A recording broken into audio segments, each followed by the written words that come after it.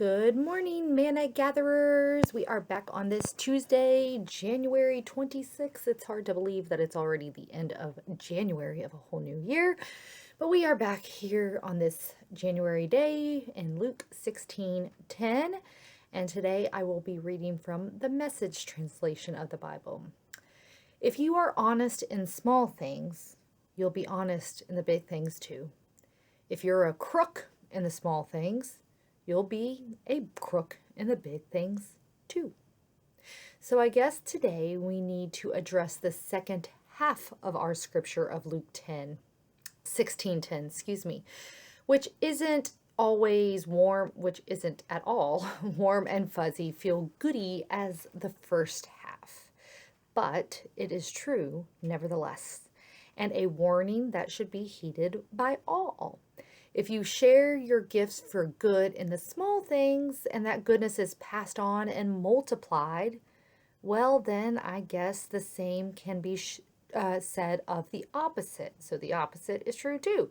If you don't share, or even worse, you do harm to others, even in the smallest of things and ways, that can have an adverse reaction that brings harm to many, many more than you know. So, one bad decision or deed not only harms one person, but it has the same kind of trickle effect that good deeds and good decisions have. We make choices every day. Big choices on some days, but most days we just make little decisions to add to the goodness of the world or to add to all the bad and ugly. I think what Jesus is ultimately getting at here is what kind of habits are you establishing? Asking us, what kind of habits are you establishing? Good ones or bad ones?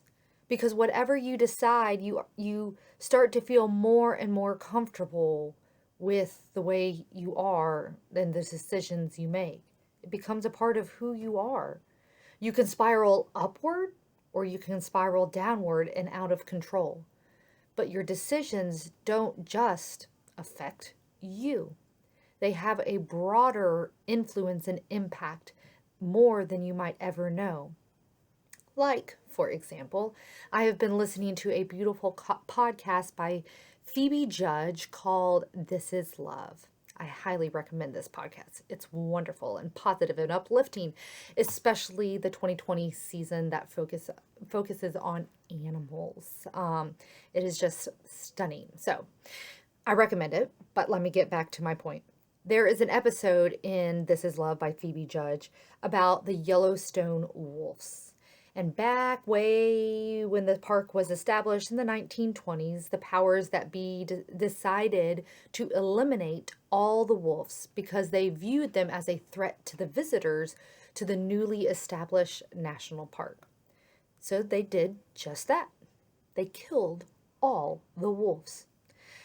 Well, very soon they discovered that killing all the wolves had a very profound impact on the entire ecosystem of the Yellowstone National Park. Things in the park were just not right, and not right in a very, very bad way. But it wasn't until the 1990s that they got themselves together enough to reintroduce wolves to Yellowstone. Now, the reintroduction of the wolves to Yellowstone is considered one of the most successful reintroduction programs in the whole world.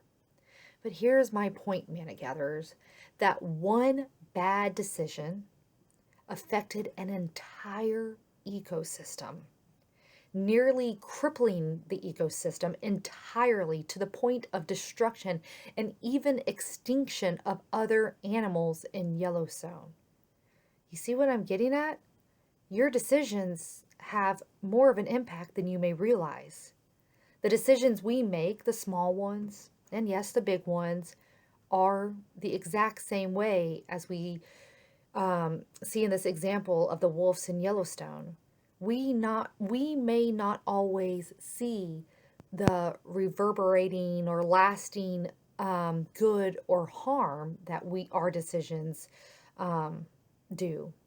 but the ripples of our decisions touch more than we know, for better or for worse. And with that, I will say, see you tomorrow, Manna Gatherers, on Wednesday. Have a good one.